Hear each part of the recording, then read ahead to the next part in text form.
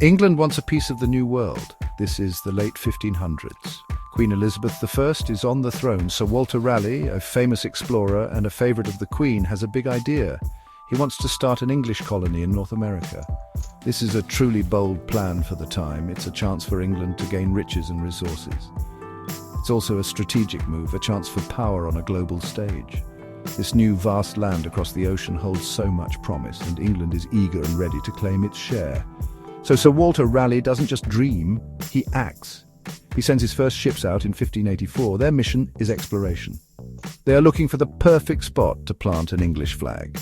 After sailing across the vast Atlantic, they find a place called Roanoke Island. It's situated off the coast of what we now know as North Carolina. The land seems fertile, green and inviting.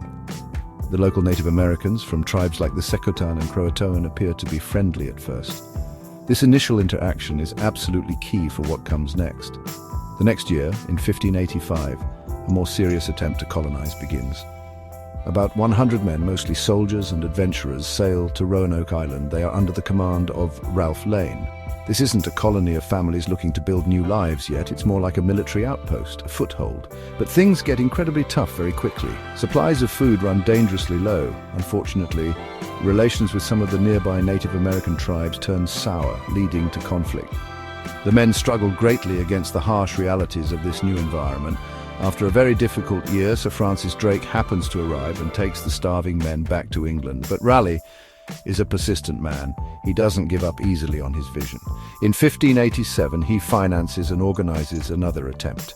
This time the plan is different, more ambitious. He sends over 100 people, men, women and children. These are true colonists, individuals and families intended to build a permanent English settlement.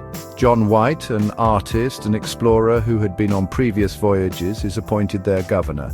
His own daughter, Eleanor Dare, is among the colonists, and she is pregnant. She gives birth to Virginia Dare on Roanoke Island, a historic moment. Virginia becomes the first English child born in the Americas. The new colony needs more supplies to survive and thrive. Governor John White knows this critical fact. He makes the difficult decision to sail back to England himself. He plans to gather provisions and reinforcements and then return quickly to Roanoke. He has to leave his family behind. His daughter Eleanor and his newborn granddaughter Virginia Dare are among those colonists. He promises them he will hurry back. But fate, as it often does, has other, more dangerous plans.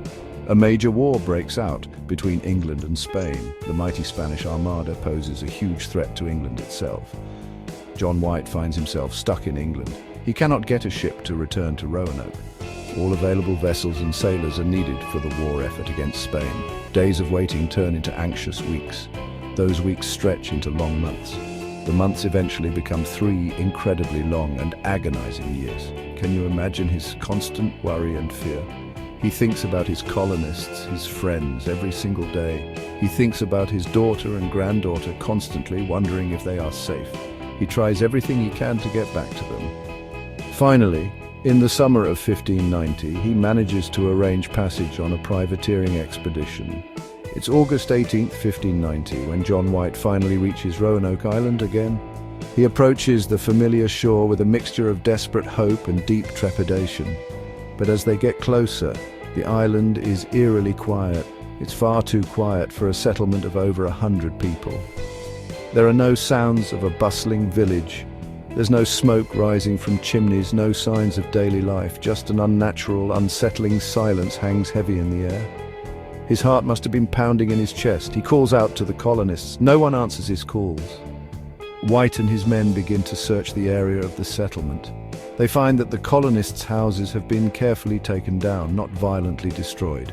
The fortifications around the settlement are also dismantled. Crucially, there are no signs of a battle or a struggle. There are no bodies, no skeletons. It's as if all the people just vanished into thin air. Then they see it, a single cryptic clue carved into a substantial wooden post of the fort is one word: CROATOAN. Another shorter carving, CRO, is found on a nearby tree. This is the only message left behind. So, what on earth happened to the Roanoke colonists? This is the question that has baffled historians for centuries. The most prominent theory involves the CROATOAN people. Remember that mysterious word carved into the post? It clearly pointed towards CROATOAN Island, which was located to the south of Roanoke. Perhaps the colonists, facing hardship, decided to move there. Maybe they sought refuge and integrated with the CROATOAN tribe. This seems like a plausible, logical step for survival. They desperately needed help. They definitely needed food and shelter. The CROATOAN people were generally considered friendly.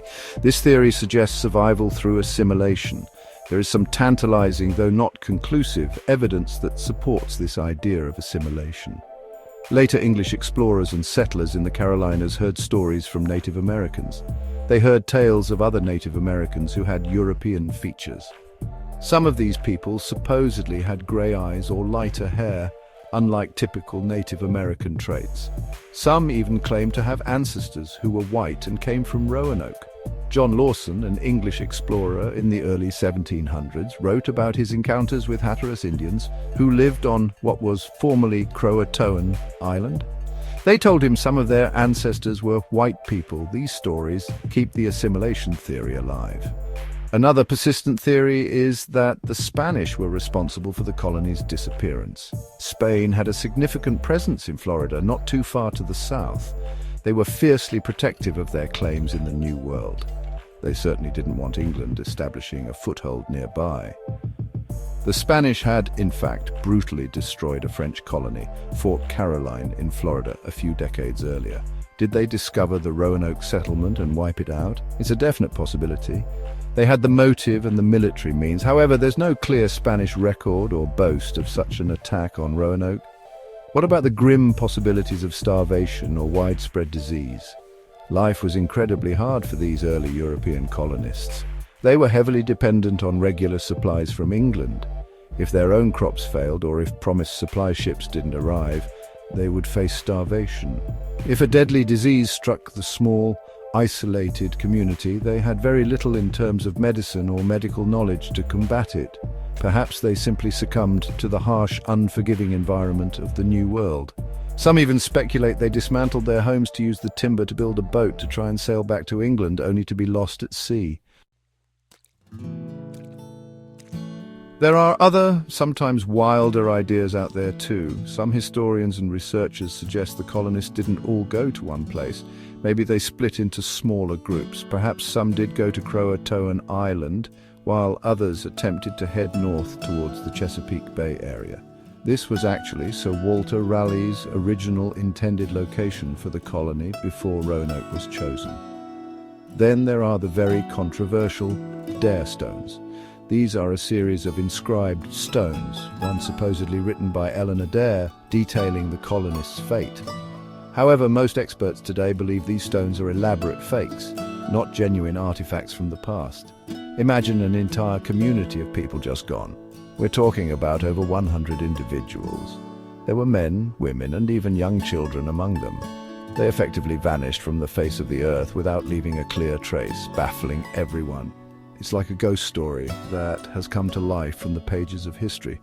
The name itself, the Lost Colony, is so incredibly evocative and memorable. It perfectly captures the profound mystery and the sense of loss. This wasn't just a failed military outpost, it was a budding community of families that disappeared into the unknown. Archaeologists and historians are still actively searching for answers today. They conduct digs on Roanoke Island itself. They also search on Hatteras Island, which was known as CROATOAN Island in the 16th century. They meticulously look for any tiny clue, any fragment of the past. This could be a piece of English pottery from that period.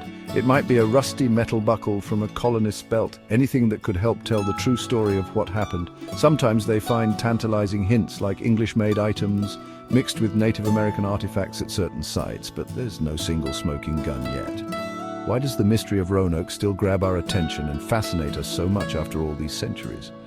It's because it's a profound, unsolved mystery. It's often called America's oldest unsolved case, a historical cold case. We humans love a good puzzle, especially one that has so many potential possibilities and so few concrete answers. The story of Roanoke reminds us of the immense dangers and uncertainties faced by early explorers and settlers. It also reminds us that sometimes the past can keep its secrets very well guarded. The tale is one of hope, terrible hardship, and ultimately an enduring, haunting question mark.